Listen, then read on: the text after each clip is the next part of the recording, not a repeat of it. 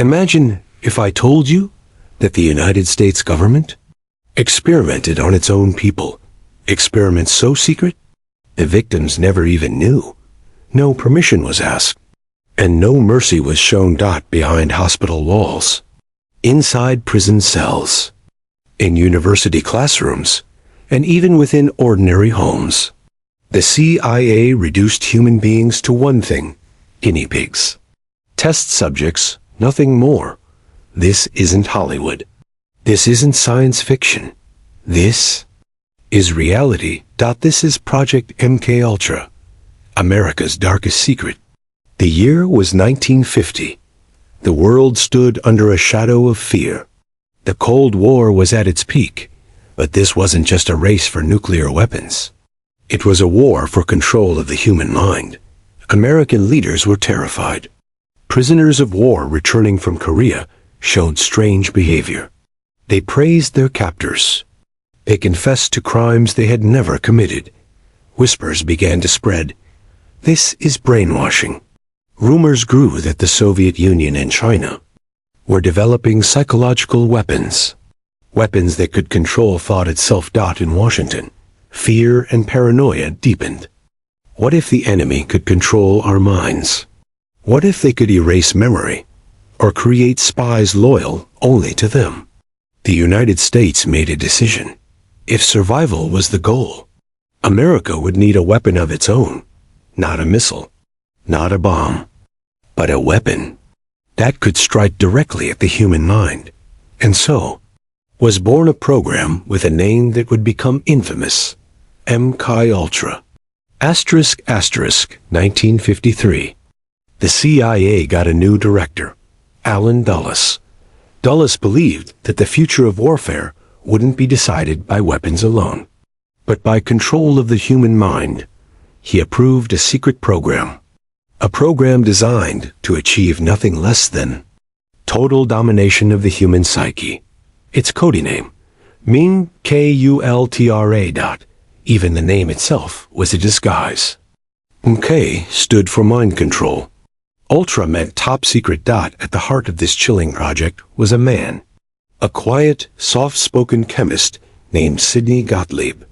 On the outside, he looked ordinary, but inside the CIA, he was known as the Black Sorcerer.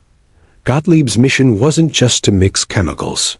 His purpose was to create a weapon, powerful enough to shatter the human mind, a drug that could erase memory, a serum that could force prisoners to confess, a poison that could strip away free will itself.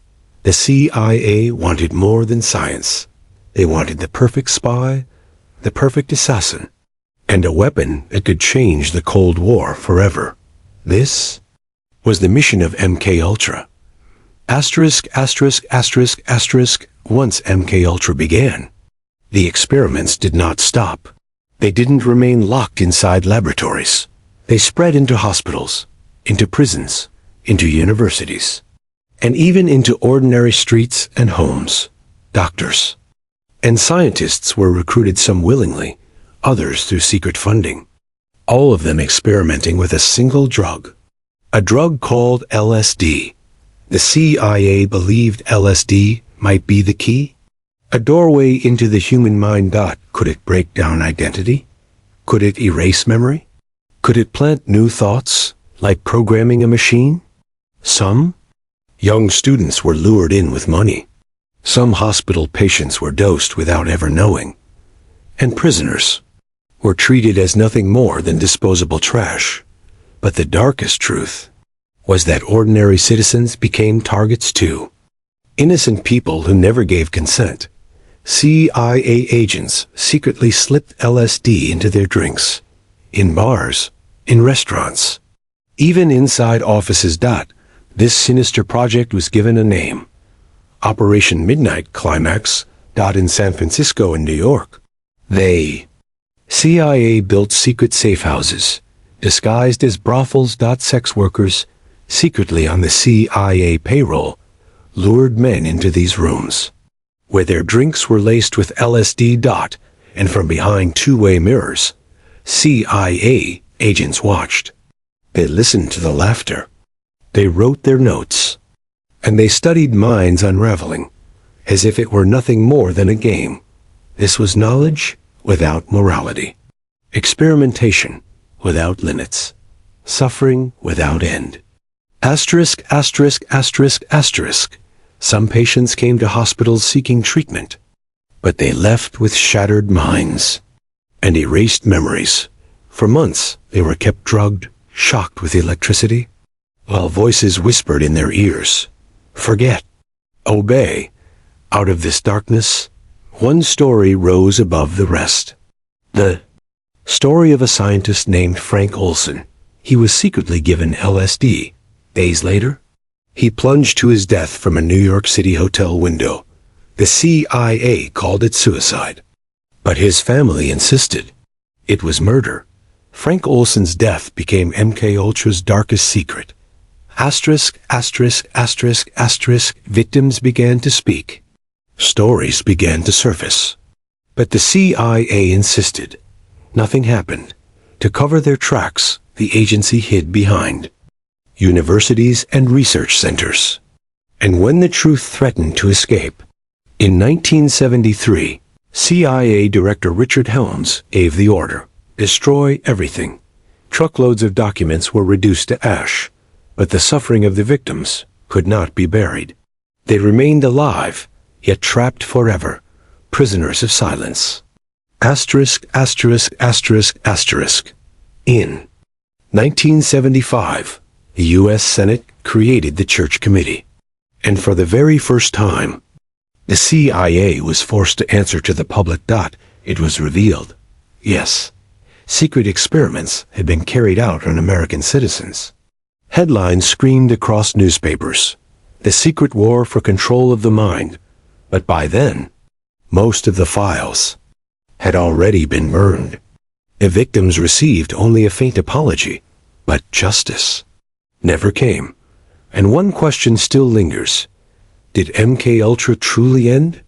Or does it live on today under another name? Asterisk, asterisk, asterisk, asterisk, MKUltra reminds us that the real war is not fought with weapons. The real war is fought inside the human mind. Not maybe today. It happens with far more advanced technology.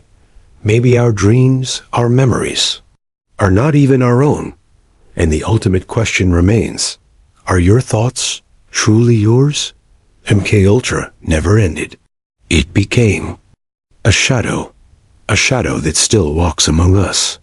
Asterisk, asterisk, asterisk, asterisk, MKUltra reminds us that the real war is not fought with weapons. The real war is fought inside the human mind. Perhaps today, it's happening with far more advanced technology. Perhaps our dreams, our memories, are no longer our own. And the most chilling question remains, are your thoughts truly yours? MKUltra never really ended. It became a shadow that still follows us to this very day.